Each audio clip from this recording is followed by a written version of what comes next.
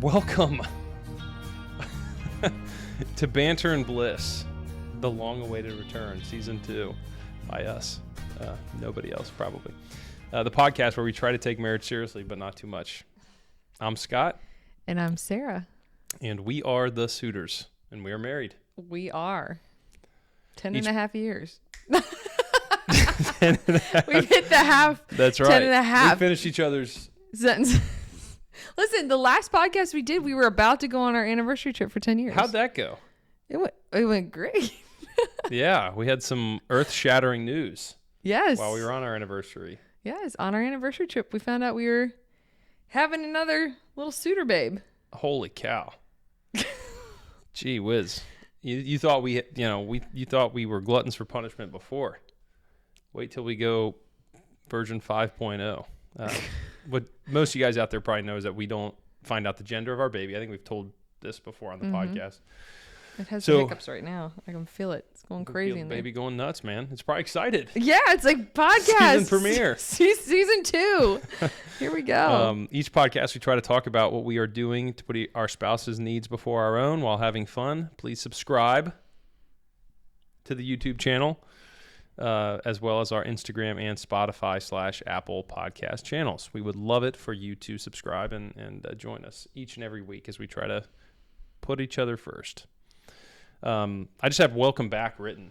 Like, welcome back. We have a lot to share. It has been a crazy year. We stopped, I think our last podcast episode was in April, I think, yeah. And then there were all kinds of crazy things that happened. Good things. Mostly good. Yeah, mostly good. Yeah. Yeah. I mean, we found out we were having a baby. Yeah. What month was it where you first were like, hey, there's this house I want to go take a look at? March. So actually we did talk about this. We mentioned it in our March podcast. I can't even remember what we did we talked about it. We're like, stay tuned. And then we didn't. And then we took a long vacation, break from the podcast. Well, we didn't know what was going to happen with the house. Well, had we made an offer by that? I mean, we had made an offer. It got rejected, so we just kind of were waiting it out. Right. So we made an offer. It wasn't what they were looking for at the time. A couple months went by. Mm-hmm. I think it was June. Yeah, right? June 1st when they were like, June 1st. Hey, we'll take your offer. Like, it was your highest offer, which was not much. I mean, we told them the most we could offer. Yeah. And they were like, can we meet you? Yeah. And so we came to the house and met them. We hung out with them for like 3 hours. We did. Walked around, chatted with them. It was almost like an interview, but like not really. Sort of. I mean, it sort of was. Sarah has this. She's got like pixie dust or magic or something. No. But like people meet Sarah and they become her best friend basically, right? I did anyways. And well, that's good. That's the one that matters. That's right. That's right. So we met Bob, the former owner of the house. Mm-hmm. He showed us the property. It's a beautiful home. It's a beautiful piece of property. Mm-hmm. 5 acres, 200-year-old house as of 2031. It'll be well, they started building it in 1829, so this home will be a 200-year-old home. Yeah. Which is I'm liking bananas. the new backdrop. Do you guys like the new backdrop from right. The fireplace doesn't work, but That's right. But anyways, it's a gorgeous home. Big plot of land, big huge barn in the back, in-ground pool, a detached garage, just a beautiful home. And he lowered his price substantially so that we could buy it, and we were just incredibly grateful. When we first came and looked at it, I mean, we came home and I was like, I said to Sarah, I was like, yeah, we're not buying that house, right? Like, there's no shot. I saw it on the market. I said, can we just go look? It was like a Friday. I think I saw it. Thursday or Friday, I saw it. I was like, can we just go look on Saturday? We have nothing going on. Yeah. I just want to look at it for fun so I can stop thinking about it. I can find everything that's wrong with it. And we couldn't find anything wrong with it. Except for the price, right? Except for the price. and yeah, so sure enough, we came and met him. Told him what we could do, and he said, well, why don't you write an offer? We'll see what happens. Mm-hmm. And they accepted it. And so we moved in July, and we've been kind of trying to get our bearings about us. If you're doing the math, yes, that's 3.5 months ago from probably when this episode goes live. But but yeah, so we moved into the house in the middle of the summer. It was honestly crazy how God lined everything up. It was only an act of God, just the way everything happened. They had, between the time we went to see the house to the time we bought it, like they had so many open houses. Nobody would write an offer though. Well, and I think you and I even, when we prayed got home, so much about it. when we got home, we basically said like, it's going to take a miracle. Yeah. And sure enough, God kind of worked a miracle. So, God so gets here we the go. credit for all of it. 100%. Right. Right. But we're in a new house. We have our 5th baby on the way, which is really cool. I was promoted back in March at my full-time job, and that's been kind of a new journey for me to tackle. So I've been working on that, and in the meantime, Sarah's just been going viral on Instagram. I just had a few reels take off. Right. So Sarah's famous now. So no, not yet. We're working on it. Look, she won't be the one to say it. I will, right? I'm insanely proud of her, having a million things to do every single day, and still, I don't know, still just rocking the content game. Well done. I have a lot of fun creating it. And listen, he puts up with a lot. I'll be like, hey, I have this idea for a reel, and he'll gladly oblige. That's Go right. walk out in a field, and I'll take a video of you. Yeah. In the early morning. Well, again, like fun fact, I was quite the drama kid growing up. Yes, that's true. Not like dramatic, but drama like right, theater. Like I like to act. Yes. And I like to sing, and I like to ham it up quite a bit, right? Maybe a little too much from time to time, but it's all right. Yeah, so we've been having fun. It's been a good break, but we're really excited to get back into the saddle here and get the podcast going up. I've talked to so many people about this podcast, not like, oh, I saw your podcast, but more like, my wife and I do a marriage podcast, and they've been like incredibly complimentary of that concept. As you guys know, if you've listened, this is the first episode you've listened to. It's great to have you. But as you know, we're doing this because we're very big marriage advocates. We feel very strongly that marriage is designed to be the most important relationship aside from Jesus Christ. It's also designed to be the most intentional relationship, right? You don't have to try that hard to love your siblings, your parents, your children. A lot of those are very natural love. When it comes to your spouse, not only is it the only love that you choose, but frankly, in a lot of ways, it's one of the only, like, at least legally ones that a lot of people abandon, right? A lot of people just flat out abandon marriage. And there's no judgment to those that do. It just is more, we believe that if you really invest in your marriage and if you really die to self and compete with one another on how to serve each other more, it can turn into just such a special relationship. So that's why we're doing the podcast. So sorry for the long break. I know you guys have been, waiting. It's been crazy. Just trying to get packed and then unpacked, and we're still in the process of selling our other house. That's right. Which got that is actually something we didn't plan to talk about, but like that was totally a God thing too. We had our house on the market for, I think, 3 to 4 weeks and no offers. And then there was a couple in need. They were planning on moving to a house that got, I guess, pretty much destroyed from Hurricane Helene or Helen. I don't know. Yeah. I can never remember which one that is. And so they needed somewhere to go almost immediately. And so we ended up renting our house that was on the market to them for the next couple months. So honestly, God worked it all out. Yeah. Tremendous blessing to have them in there as well. So, all right. So we're going to jump into banter, and we thought it would be appropriate, why not, to talk about the house hunting and moving sort of scenarios within marriage in general. So the reason this is kind of funny is because Sarah and I, every time we go look at a house, we just have such different perspectives and opinions. Like our design and like style is also vastly different, right? So I'm a little bit, I think I'm big on like the modern kind of like, I really don't know how to like phrase it. Like I just kind of like, see, I can't even talk about design. I don't even know that, the words that I should use.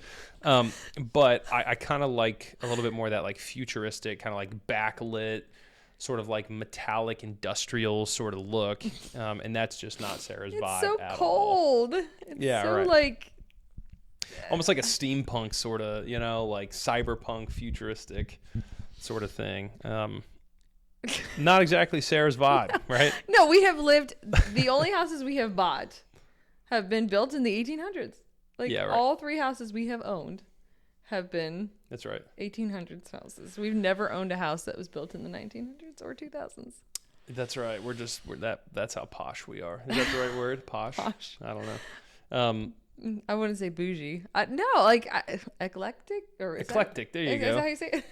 Yeah, I think it's too tired. Yeah, it's a C, not a G. So, I think our aesthetic kind of speaks for itself. Sarah's Instagram page is very kind of neutral tones and natural, right? I try to be. Yeah, I don't like much color. Mine is just a bunch of goober stuff, like goofy stuff or whatever.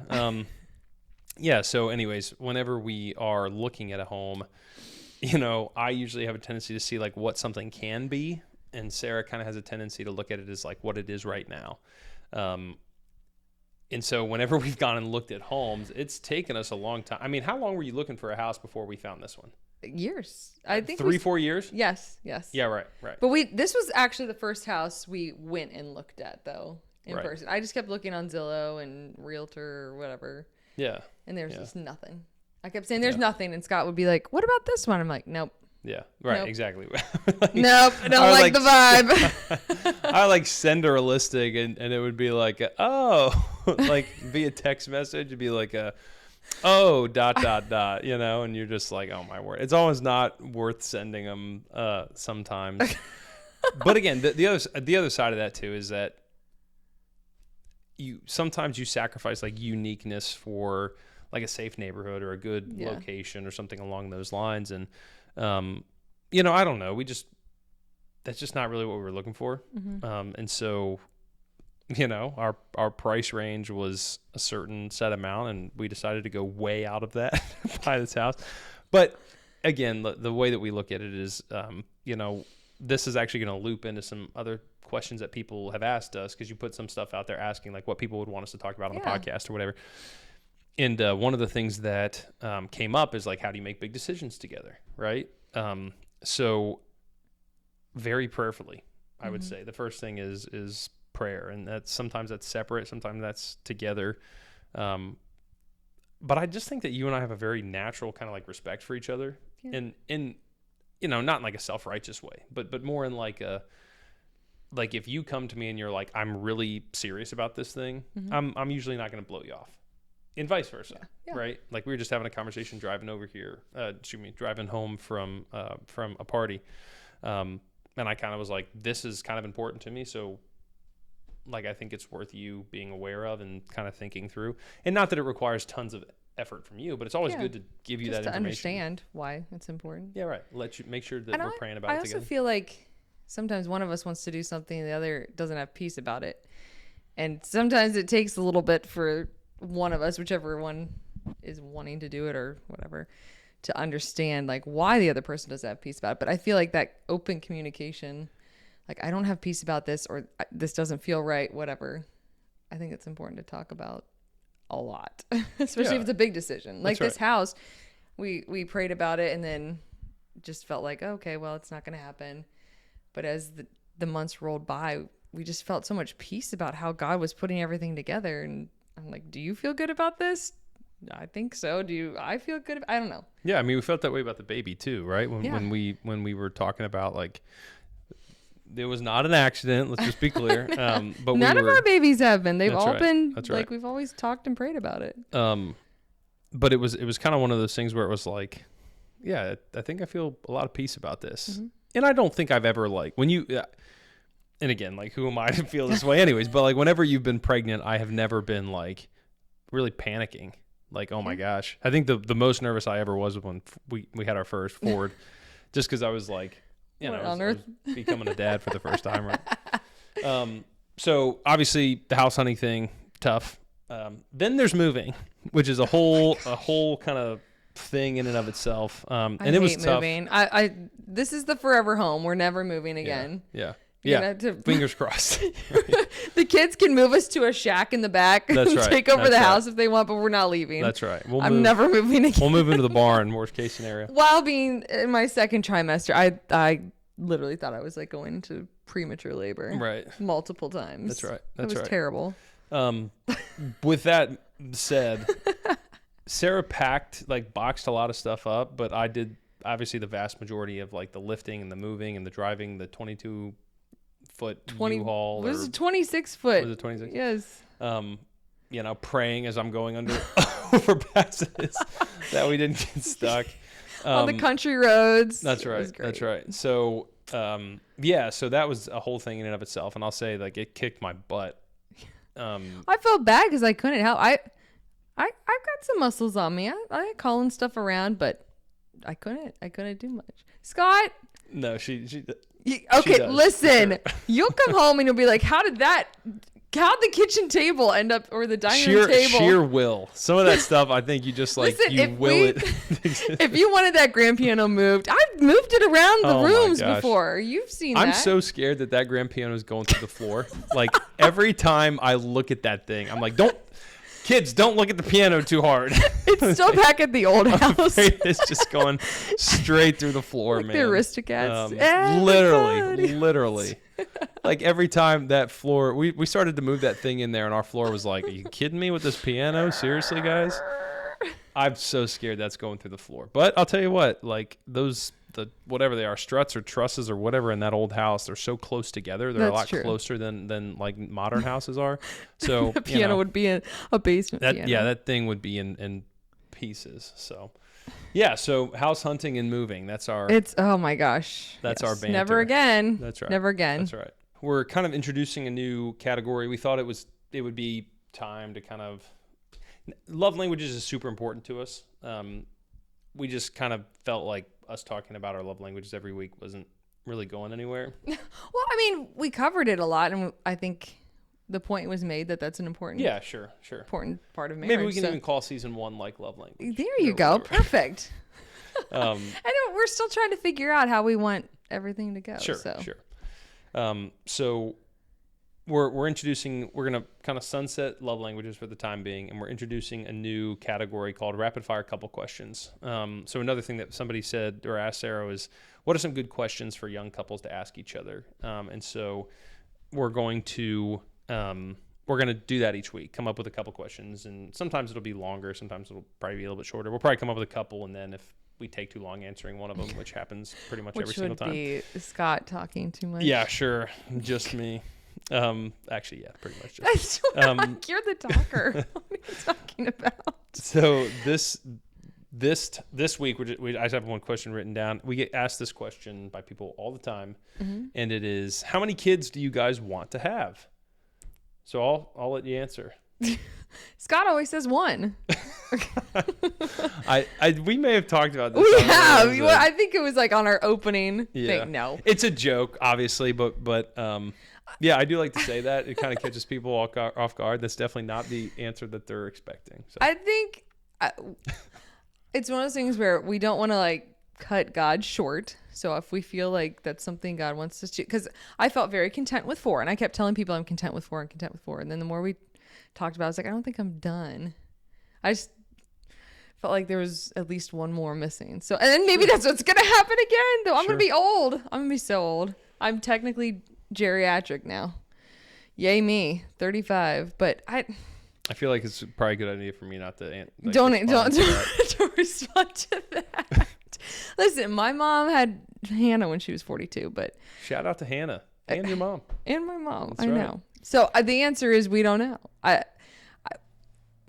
think this is probably the last one. It's been a tough pregnancy for me, but I don't want to say for sure like we're done. We're not doing anything permanent or whatever. Yeah.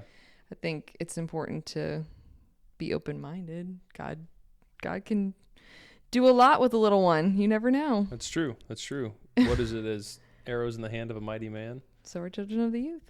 That's right. So well, we're getting a little old though, so we're so are children of the geriatric.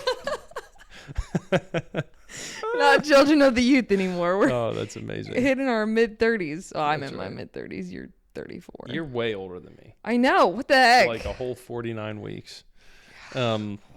So yeah, right. So Sarah she said pretty early on in this pregnancy, like she felt like this was probably not that God can't change somebody's heart, but she said basically like this is probably the last one I can do. Which again, we're not one of those couples who's out there that the husband is like, well, as many as the Lord wants to give us, and meanwhile the wife is like drowning and I'm playing golf all day long. So I say all that to say I get very sick. And it's hard to homeschool and just keep the house running and stuff like that. You're doing more than I would say, like, well, I don't even want to say the average mom because that's probably offensive to some, but you are homeschooling 4 children, pregnant, kind of have your own business, and worst of all, married to me. Oh my gosh. Constantly like, needing to find things that I can't find that are right in front of me and cleaning up messes and stuff like that. No, I think just running a home. My mom, we didn't tell her for, I don't know, a few weeks or whatever, but I asked her, I was like, did you have any idea? Well, after we told her we were expecting, I was like, did you have any idea I was pregnant? She's like, no, but when I think back, I do remember thinking like things were a little bit messier around the house. Like things weren't quite up to the level I normally had them at, but she just thought I was busy and whatever, stressed. Yeah. No, I'm just laying around vomiting all day and trying to just keep my eyes open. Yeah. So again, when it comes to how many kids do we want to have, this is a good question for young couples to talk about, though. Yeah. Because I think how many children you want and things like that. It's a good question for couples to talk about before they get married because. Yeah. I mean, you want to make sure you're on the same page with that. That's right. That's right. If somebody wants no kids, the other person wants 15, that's.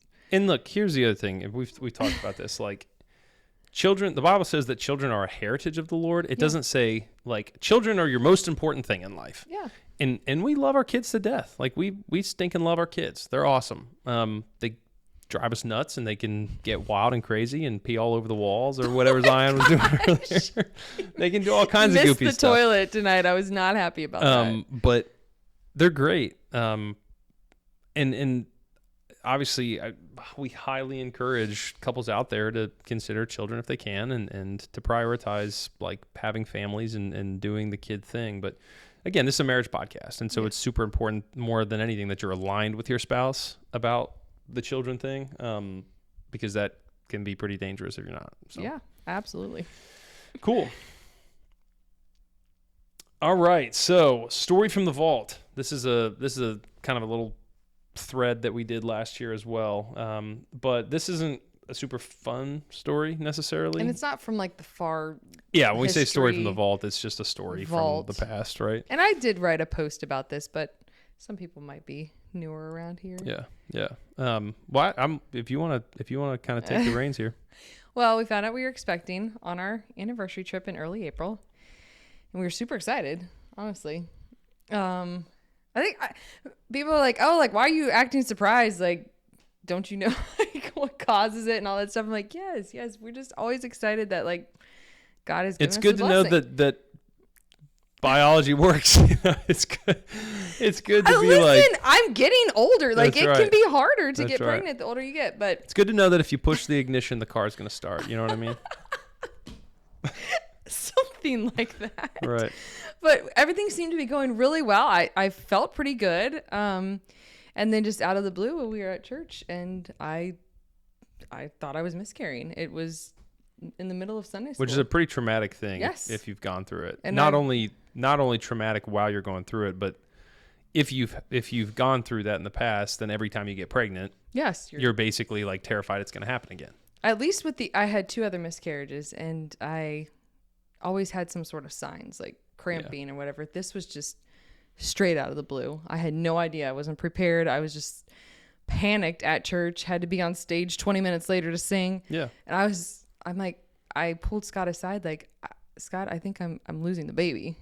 And we were both just like trying to hold it together, just like went over to a corner, trying to pull ourselves, like tearing up, pulling ourselves back together. Like, oh my goodness, we've prayed for this baby. We're so excited about this baby. And I think I'm losing it. And a couple of days went by, And I kept taking pregnancy tests because I was like, I thought, Well, you continued to say, like, I still feel pregnant. Like, I still feel sick. I still feel like the signs. I'm not bleeding as much. Like, it was, like the bleeding started letting up. And then I like walked into the bathroom one day and I just like gagged because I smelled something like in the trash can. I was like, that's not normal. That's still like a pregnancy symptom. I'm like, I don't know if I'm pregnant or not still. I was so confused at that point. And later, I think it was later that week, I went to the midwife and she did a scan and she's like, it looks like there's something trying to like develop there in your uterus. Why don't you come back in I don't know, 5 days later or something. So we kept tracking it. And sure enough, there little by little, there was a baby growing in there still. So we still don't know for sure what caused it, but thankfully, everything has been okay. I thought you were going to say we still don't know for sure if I'm pregnant. I'm very much pregnant right now. Yeah. I feel the heartburn. I feel the kicks. I'm very much pregnant right now. Oh, yeah. There's definitely something in there doing somersaults and judo boxing or whatever it's called. We wanted to share that story, I think, mostly because, we've gone through all right, I'm going to try to hold it together here. We've gone through, like, losing a couple pregnancies, babies, and it's the worst. Mm-hmm. Like it's there's nothing you can do. We've never like lost we've never had one of our kids like actually die like after they've been born, then like pass away, and so that's probably harder. But sorry, I guarantee that's harder. Mm-hmm. But we've experienced that pain before, and I think the miracle of it seeming like it was happening and then it turned out not to be happening. I think it just was one of those things where it was like, again, like uplifting. Like it just was like, we believe that God's in control and he's sovereign. And so when stuff like that happens, I think there's a lot of people out there would be like, why would God let something like that happen? So heartbreaking. Mm-hmm. We don't choose to look at things like that. We choose to look at things like, thank you, Lord, for every day, for every breath, for every blessing that we've received, because we don't deserve any of it. Yeah. And then when something that we feel like is so certain and so heartbreaking turns out to not be happening, I don't know. It just is. It's a blessing. It's just encouraging and uplifting. No, I think it took me a while to process that I was still pregnant, because I was excited about being pregnant, and then I was just crushed that I thought I was losing a baby. Mm-hmm. And then suddenly everything was okay. But then I don't know. I felt like so nervous to get attached to this baby at all. It took me a while. Because I'm like, are you actually in there? Are you real? Yeah. I'm throwing up, but are you real? Tell you what, this baby is moving and grooving. Thing is active. It's very, very, very full of life. Yeah, we're very, very excited about very grateful about this baby coming December 2024. So December 19th, most likely, hopefully earlier. Hopefully hopefully not earlier, January though. Well, no, and not January. Please don't do that to me. No. Awesome. Well, we're excited about the baby coming, but that was our story that we wanted to share this week. Mm-hmm. Was and hopefully an encouragement to those that are experiencing some hard times of getting pregnant or going through pregnancy, or miscarriages rather. We've definitely been there before, but the Lord can do some pretty special stuff. So. Absolutely, we got 2 rainbow babies. That's right. Don't know what life would be without those 2 crazy girls. Probably a little less dramatic. a little less dramatic, but definitely less creative. Yes. And full of joy. I probably, I tell you what, the girls, they, I think they like the boys. I see myself in the boys. I almost see like you and Jesus in the girls though. Like, don't get me wrong. Like I see Jesus in all of our kids, but like the girls kind of channel this, like, you're doing okay. Like you're appreciated, big guy. You know what I mean? Like they just communicate and interact with me in a way that's like, I mean, they're Yeah, they're my little girls. I don't know how to say it. They're something else. All right, marriage tip. Oh, you remember? I do not. I'm sorry. I've got pregnancy brain. It's all right. You read everything off. This and I think I was is half paying attention. somebody asked us how we deal with finances, how we work on finances. So my tip is your wife should have a strict allowance and should not diverge from that at all. No, I'm joking. So we've been incredibly blessed. The biggest thing that we are very, very like strict with when it comes to our finances is our giving. Mm-hmm. We have a pretty strict rule for our giving. We don't necessarily need to share what it is, but we give. We have givers' hearts. I believe. I believe that we have givers' hearts. And so like our like financial generosity has kind of been our ministry for a long time. Before we took on the ministry at the church, at the college ministry or whatever. So our biggest alignment from a finance standpoint really is our giving. Mm-hmm.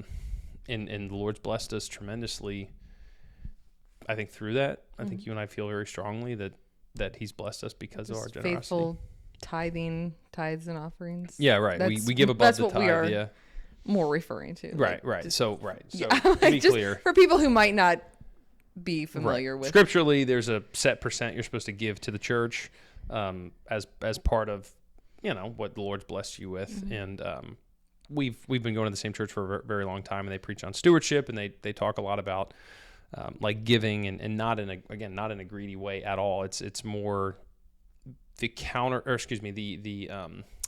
product of generosity is peace and joy and love, and it's all these different fruits of the Spirit that we feel when we give. Like we just feel that our finances don't really have a control on us, and that's something that I think both of us really, really appreciate. And there are times when we give it hurts, and that's kind of what it's supposed to do. Right, 100%. Like it's not meant to be the leftovers. Yes. Yes.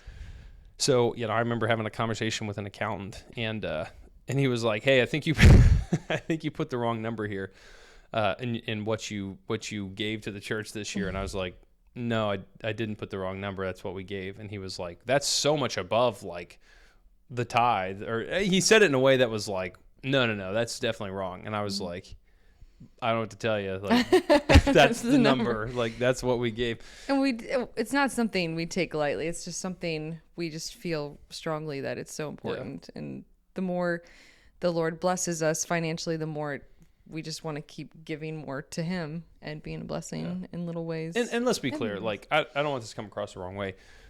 We're not out there driving rocket ships around, like we again, we've been incredibly blessed to be in the position that we're in, but when it comes to our finances, really it's God's money and we're just stewarding it. Yeah. That's kind of, and there's so many times like we'll put an extra amount into the offering, and then immediately there's some sort of blessing and we're not doing it to be blessed. It's just, we feel the Lord leading us to give a certain amount. That's right. And then we do that, and something happens where it's like, wow, so-and-so, God provided through this person or whatever it might be. Right. I feel like that's right. It's just really cool to watch. Yeah. So we definitely encourage budgets. We definitely encourage having that kind of clear communication. If somebody within the marriage is a little bit more like strict and rigid on the finances, and somebody is a little bit more willing to spend, then obviously like it's important to honor each other, right? So don't neglect each other's perspective on that. Sarah and I unfortunately both like to spend. Now let me clarify what I mean. Like, Sarah's not out there buying all kinds of stuff for herself. I am.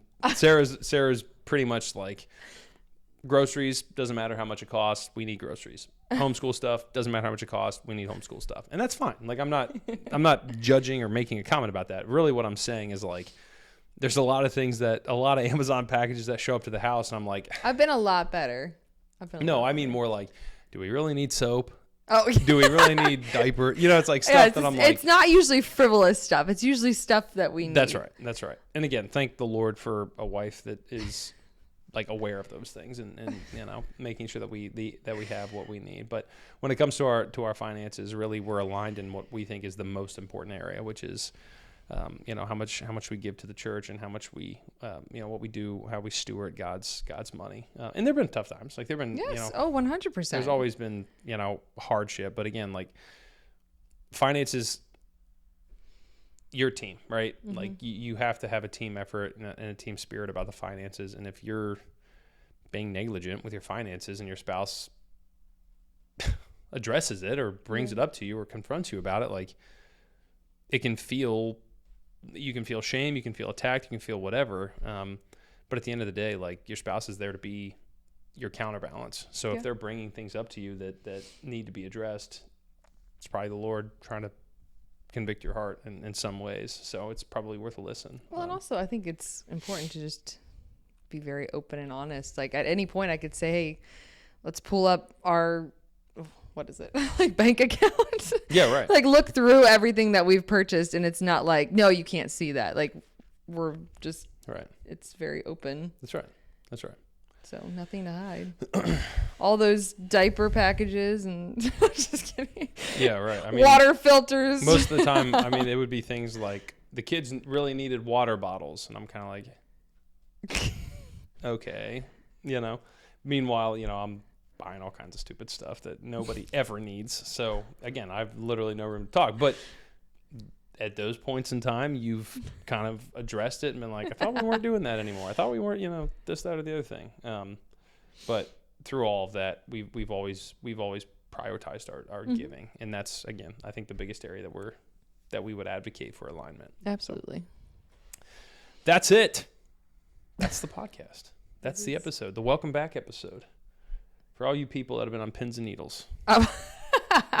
Yes, we're doing this on a Sunday night. We usually do it on a Tuesday, but we were like, let's try Sunday. Yeah, we're gonna give this a go. It feels better.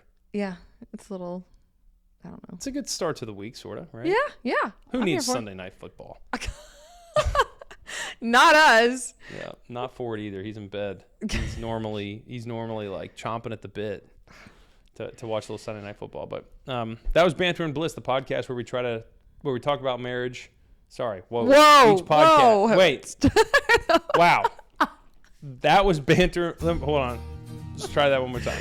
Oh my gosh. That was Banter and Bliss, the podcast where we try to take marriage seriously, but not too much. I'm Scott. And I'm Sarah. We are the Sutters, and we are still married. Oh, yes, we are. I forgot my line.